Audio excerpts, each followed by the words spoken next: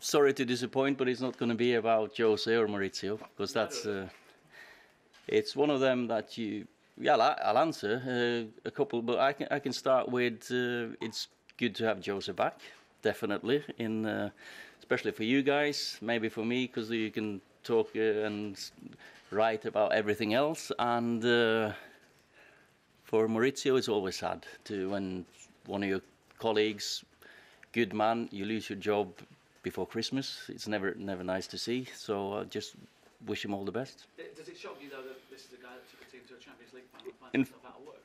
In football you can never be surprised at anything, or you can't be shocked at anything, so for me I've just got to focus on us. We've got to get players back, and what can you tell us about injuries from Scott McTominay, probably most importantly? Scotty, he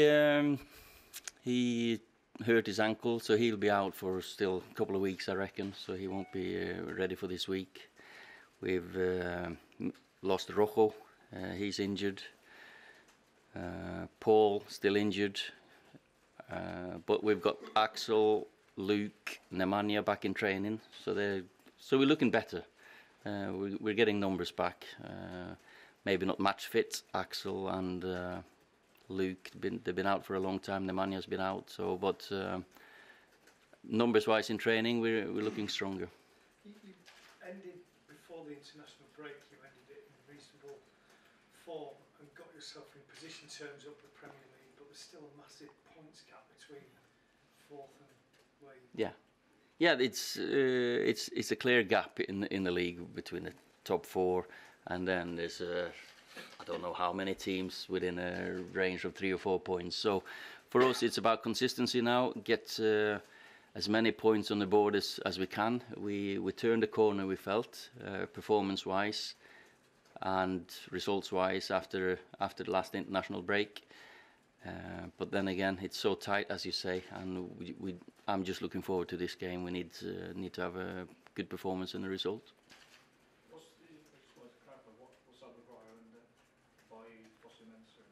Yeah, obviously Tim and Eric, they've had knee injuries and they've been out for a long time. They've stepped up the recovery. They're not joining with the team yet, but they won't be far away. Rojo got a muscle injury in training, or he's been struggling with.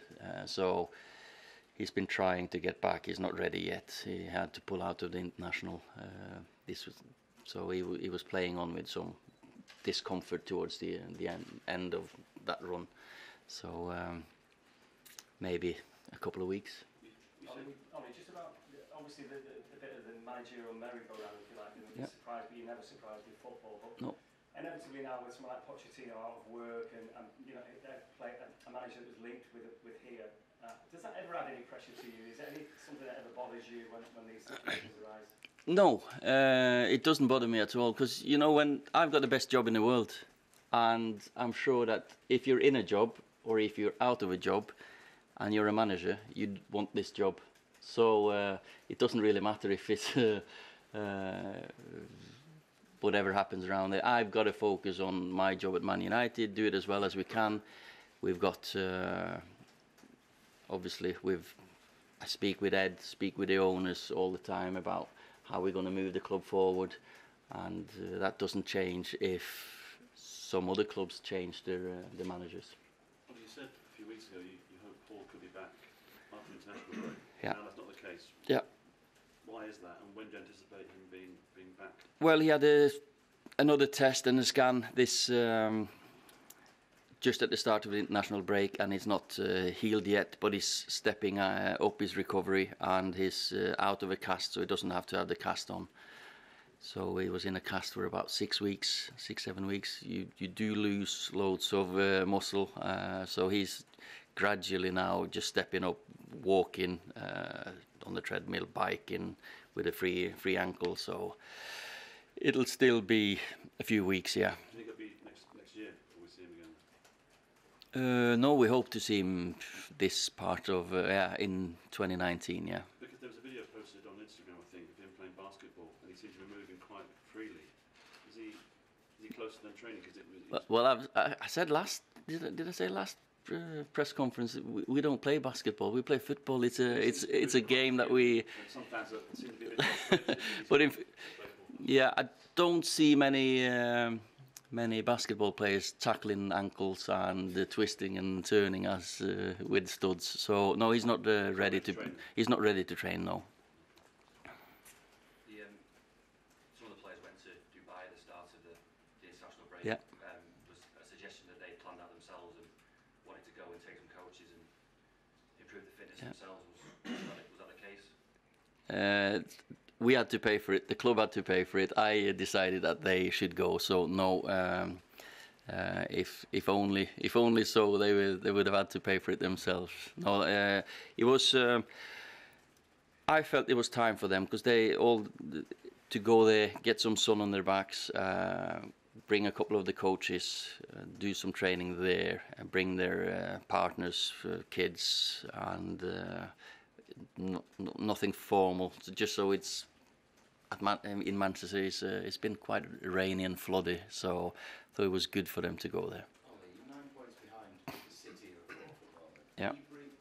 You sort of bridge that gap to a Champions League qualification position. Is that sort of the first, the bottom ambition, sort of baseline for this season still? Try to do that. We've still got to keep looking up the table. Of course, as we've said here, it's so close, but it's a long gap up to the top 4. But still, as you say, 9 points. We got City next month, very soon, so we've got a chance to claw some points back. We know we're getting players back. We're getting better and improving as a team. So hopefully, we can challenge when it comes towards the end. But as I've seen Marcus talk about it this week.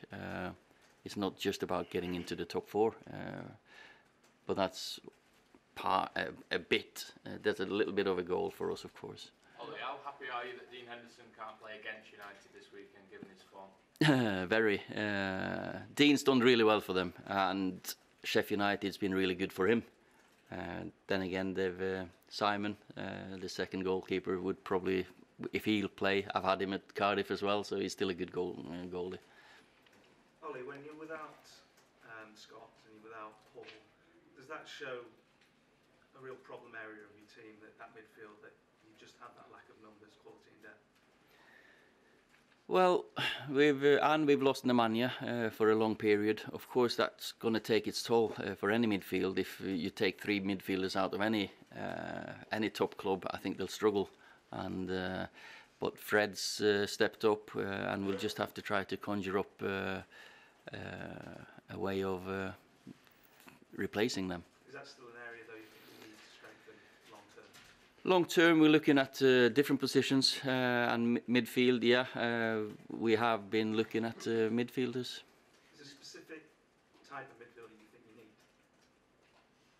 Oh, yeah, there's always types of players we're looking at, but I'm not going to sit here and talk about that now.